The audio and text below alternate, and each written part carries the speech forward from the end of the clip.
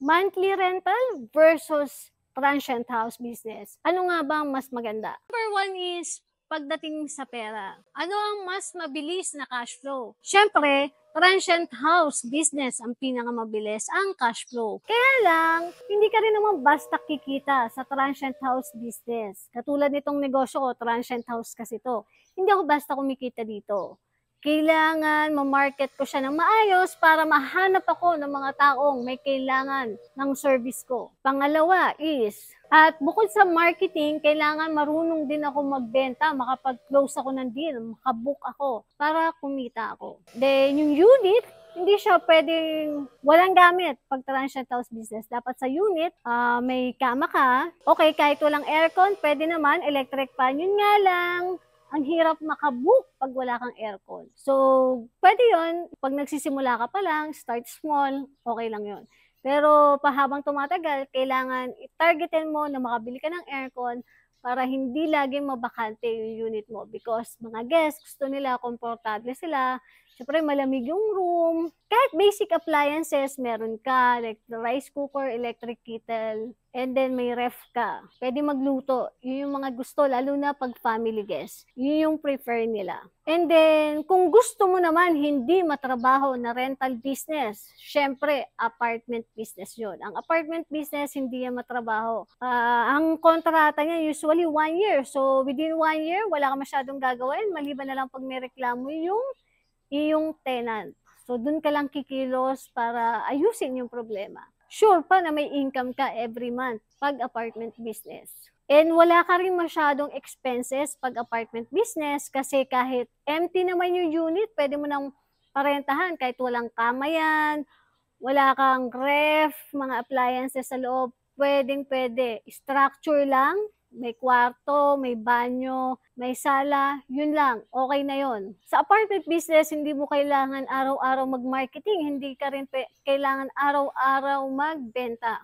So, malaki yung oras na masisave mo sa apartment business. Pwede ka pang magnegosyo ng iba, or pwede kang habang nagtatrabaho, may apartment business ka. So, yun naman yung kinaganda. Kumbaga, pag apartment ang business mo, you have freedom. Time freedom, and then, yung pera, consistent na meron kang kita. So, yun yung kinaganda ng apartment. So, ang disadvantage naman ng apartment business ay, syempre, mabagal yung cash flow. Kung example, paupa mo every month is 10,000 pesos, so 10,000 monthly lang yung income mo sa isang unit. So, yun na yun. Fixed na yun sa loob ng isang taon. Compare sa transient house business. Siyempre, pag transient house business is pwedeng tumaas yung kita mo. Lalo na kung masipag ka sa marketing, sa sales, then yung month talagang yon, malaki yung demand. Maraming gustong mag-rent ng per night, mas malaki talaga yung kikitain mo. Nang pwedeng twice, thrice sa apartment business mo. Yun naman yung kinaganda ng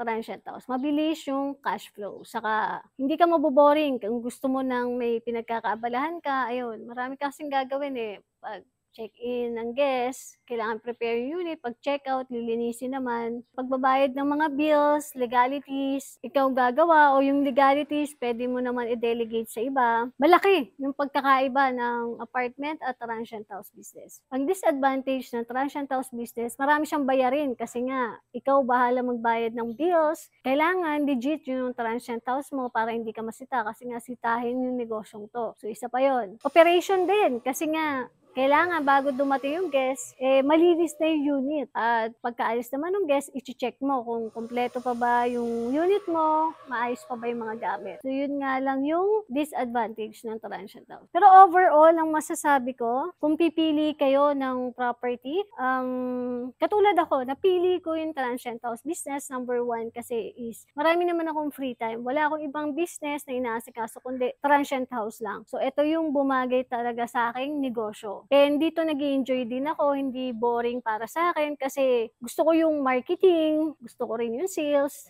and then gusto ko rin yung operation ng negosyo. So, kumbaga nai-enjoy ko siya. Naging passion ko siya. And then yung cash flow. Kasi mas mabilis yung cash flow, syempre, kung mas nakakabili ako ng gamit para sa unit, mas mabilis ko siyang ma-improve. And then ako rin, at least napapasahod ko rin na maayos yung sarili ko. Basta maging profitable yung transient ko. Kumbaga, ma-reach ko yung monthly target na inassign ko na kita nitong transient house business ko. Ayun, mapapasahod ko ng maayos yung sarili ko. Sobrang busy mo, wala kang time mag-asikaso ng rental business mo, I will suggest na apartment business is better for you or yung boarding house style. Yan, hindi masyadong matrabaho. Anyway, kung ano man mapili mo dyan, I suggest you start small, try mo muna para hindi ka mabigla. Tingnan mo yung sarili mo kung gusto mo ba yung ganitong negosyo bago ka mag-invest ng malaki. For example, gusto mo transient house, start small, wag ka munang isa munang unit ang asikasuhin mo para at least maramdaman mo sa sarili mo at ma-feel mo kung ito bang negosyong to gusto ko o nainganyo lang ako sa ibang tao na nakikita ko na ganito yung business. Kailangan ikaw kasi mismo alam mo na itong negosyong to gusto mo, tuhan mo lang dahil naengganyo ka lang sa iba. So, marami kasing responsibility ang isang negosyo. At narating din sa point na magkakaproblema ka. Anong klaseng problema? Like, matumal, walang guest sa buong buwan, maliit lang yung kinita mo. So, still, gugustuhin mo pa rin ba magpatuloy sa transient house business? So, yun yung biggest question. Sa panahon na matumal, dun ka talaga itetest kung ito bang negosyong to gusto mo. Yung tipong hindi mo mapasahod yung sarili mo kasi nga sobrang tumal walang kita yung negosyo. Sakto lang sa expenses, sa mga bills at legalities. Kaya start small para ma-feel mo ano ba talaga? Bagay ba to sa buhay mo?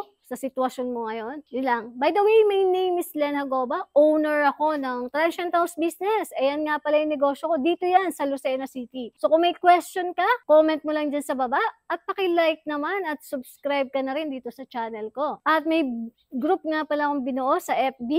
Ang All About Rental Property Business at Bahay. Nandiyan yung mga kapwa landlord natin.